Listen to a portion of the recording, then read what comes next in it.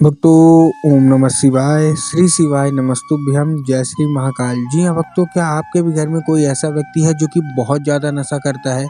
उसका जो नशा है वो छूट ही नहीं रहा।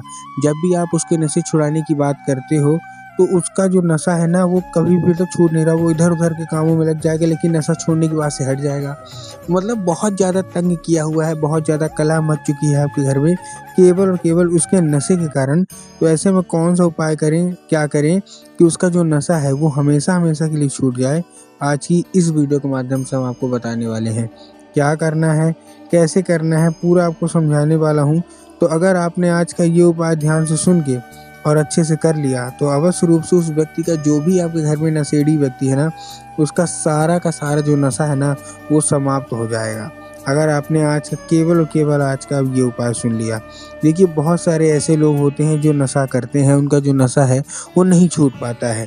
आपने भी बहुत ज़्यादा प्रयास किया होगा उनको समझाने का, हर एक चीज़ का, कि वो जो नशा है छोड़े, लेकिन उसका जो नशा है नहीं छूट रहा। टेंशन लेने की कोई ज़रूरत नहीं है। आज जो मैं आपको उपाय बताने वाला हूँ इससे लाखों लोगों को फल मिला है और उनका नशा समाप्त हुआ है। अभी गुरुदेव की 3-4 महीने पहले कथा चल रही थी और गुरुदेव की कथा में लाखों की भीड़ आती है, आपको भी पता है। तो गुरुदेव की कथा में भीड़ आई। अब जब गुरुदेव की कथा में भीड़ आई तो वहाँ ज़्यादातर जो भक्त थे ना, उन्होंने क्या किया, पत्र के द्वारा, किसके द्वारा, पत्र के द्वारा अपनी मनोकामना गुरुदेव तक पहुँचा दी। अब जब गुरुदेव ने पत्र पढ़ा और गुरुदेव ने ये पत्र जब पढ़ा तो वहाँ देखा कि ज़्यादातर जो महिलाएं हैं जिनका पति नशा करता है, किसी का बेटा नशा करता है, किसी का भाई नशा करता है, किसी का भांजा भतीजा या घर का कोई भी सदस्य नशा करता है, वो लोग बहुत ही ज़्यादा परेशान हैं। किस लिए?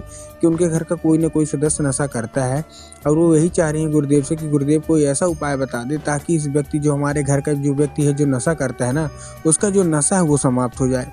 अब जब गुरुदेव ने ये देखा तब गुरुदेव ने 2 से 3 उपाय बताए और कहा केवल और केवल ये उपाय कर लेना, तुम्हारे घर का जो भी व्यक्ति है ना उसका जो नशा समाप्त होगा ही होगा। उस पत्र में और भी बहुत सारी चीज़ें लिखी थी कि गुरुदेव, हमने उसके पीछे बहुत ज़्यादा पैसा खर्च कर दिया, बहुत ज़्यादा डॉक्टरों को दिखा लिया, बहुत ज़्यादा उसकी दवाई भी करवा ली, लेकिन फिर भी वो जो व्यक्ति है ना वो मतलब मान नहीं रहा वो नशा करने से। वो नशा कर ही रहा, हर एक चीज़ कर रहा, नशा छोड़ने का ट्राई भी करता है तो नशा उसको नहीं छोड़ता, इतना ज़्यादा नशा कर लिया है। ठीक, दारू पी रहा, शराब पी रहा, सिगरेट पी रहा, बीड़ी पी रहा, हर एक तरह का नशा कर रहा है।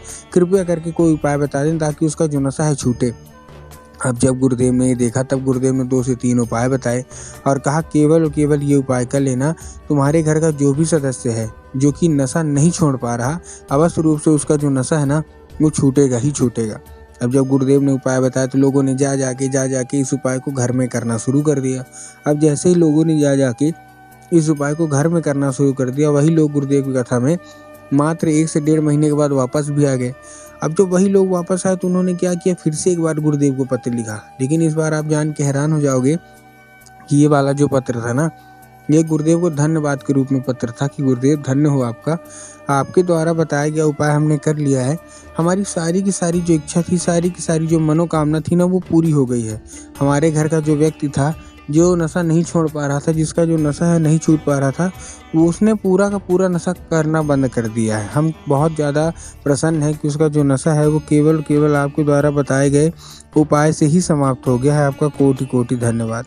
तो देखिए, जो लोग भी मेरी आवाज़ सुन रहे हैं ना, अगर आपको भी जानना है कि आखिर ऐसा कौन सा उपाय है जिसको करने मात्र से जो होते हैं लोग, ठीक, जिनका जो नशा नहीं छूट रहा होता है तो उनका नशा भी पूर्णतः ही छूट जाता है, तो चलिए हम बताते हैं आपको आज की इस वीडियो के माध्यम से कि आपको करना क्या है।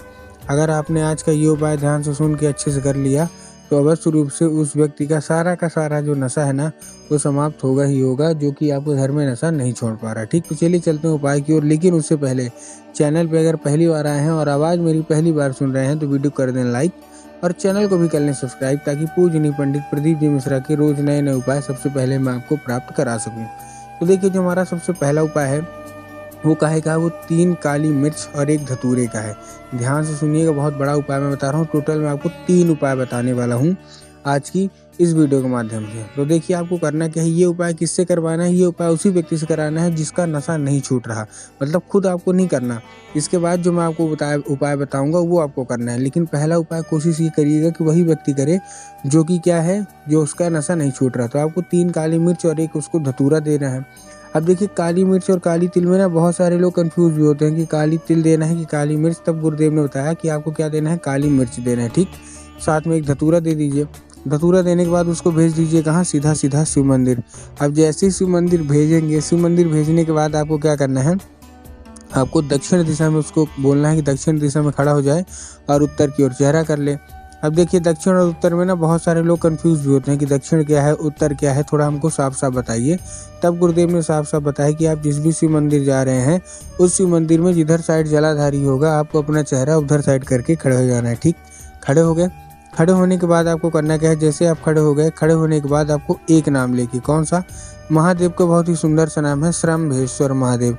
तो बस आपको करना क्या है, आपको श्रम्भेश्वर महादेव का नाम लेके उन्हीं का स्मरण करके आपको क्या करना है, चुपचाप आपको अर्पित कर देना है बस। पूज्य गुरुदेव कहते हैं कि अगर आपने श्रम्भेश्वर महादेव का ये उपाय कर लिया ना, तो अवश्य रूप से मनोकामना पूरी होगी ही होगी, ठीक। ये था हमारा पहला उपाय।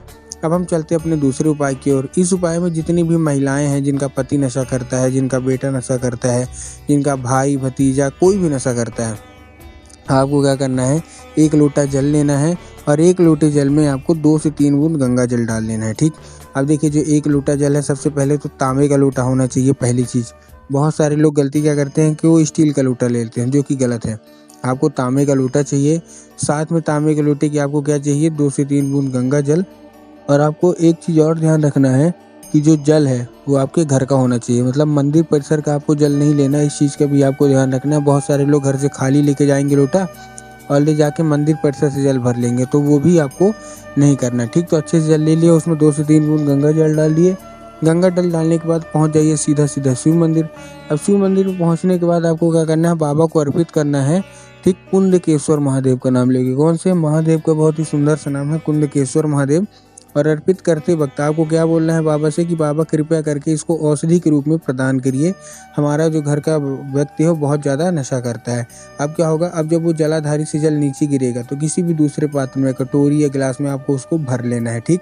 साथ साथ में आप चाहते हैं तो लोटे और जल के साथ आप बेलपत्र भी ले जा सकते हैं 3, और बेलपत्र भी अर्पित कर दीजिएगा और उसको भी बाबा से औषधि के रूप में मांगिएगा।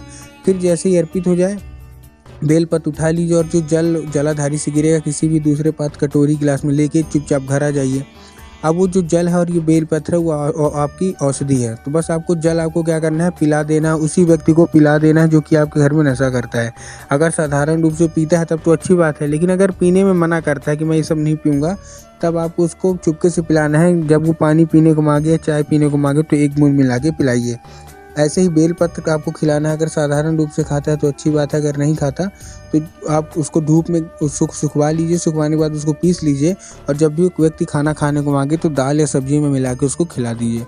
पूज्य गुरुदेव कहते हैं धीरे धीरे करके जब उसके अंदर औषधि जाने लगेगी तो उसका सारा का सारा जो नशा है वो धीरे धीरे करके समाप्त होने लगेगा।